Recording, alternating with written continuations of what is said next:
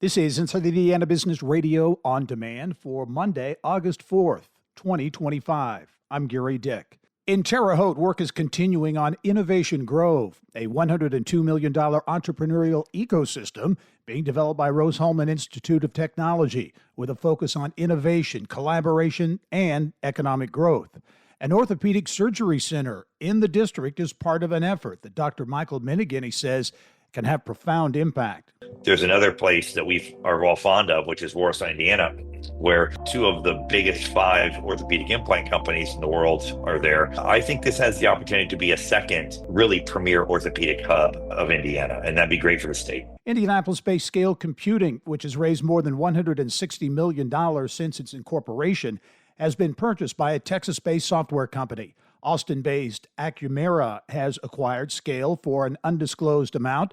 The new combined company will be known as Scale Computing. Co-founder and former CEO Jeff Reedy will remain with the company as president and chief marketing officer. Evansville-based sporting goods and recreational equipment manufacturer Escalade is reporting second quarter net income of $1.8 million. That's down from $2.8 million during the same period last year.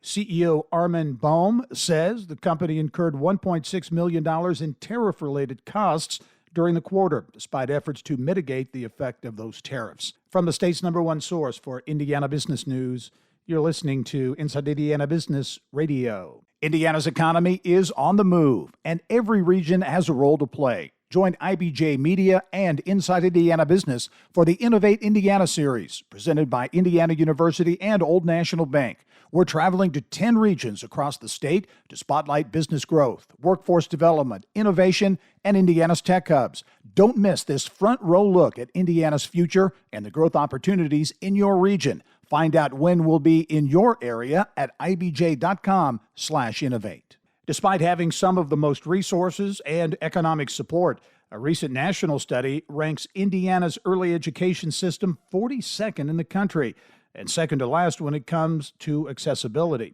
The Wallet Hub report is the latest confirmation for Hoosier parents that Indiana's childcare market is struggling. Experts, business leaders, and politicians agree that Indiana needs more childcare, but can't seem to agree on the best way to meet the moment. Facing budgetary pressures and depressed revenue forecasts, state leaders opted to trim funding and narrow eligibility for early learning and childcare resources earlier this year. Seats for state-funded preschool, known as On My Way Pre-K, have been halved, while vouchers for subsidized childcare have more than 21,000 children on a wait list. One federal program, Head Start Indiana, hopes to help close the gap left by vanishing state funding, but faces its own challenges with flat federal funding. Just under 13,000 families in all 92 counties utilize the program, which receives roughly $181 million in federal funding annually. That budget line was briefly threatened by the Trump administration, which walked back proposed cuts in favor of flat funding, which does mean services will be lost as inflation and other costs eat into the bottom line. The second-term president also eliminated the federal Head Start office covering Indiana back in April, though the Federal Administration for Children and Families announced it would dedicate one-time funding to Head Start explicitly for nutrition, but not for other programming costs. Additional federal support could allow it to expand to meet the need following state cuts, leaders hope, and continue employing almost 4,000 Hoosiers.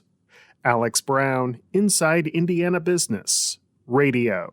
Greenwood-based Indiana American Water has broken ground on a $50 million water treatment facility in Seymour. The utility says the new plant will replace the city's existing facility, which is more than 100 years old.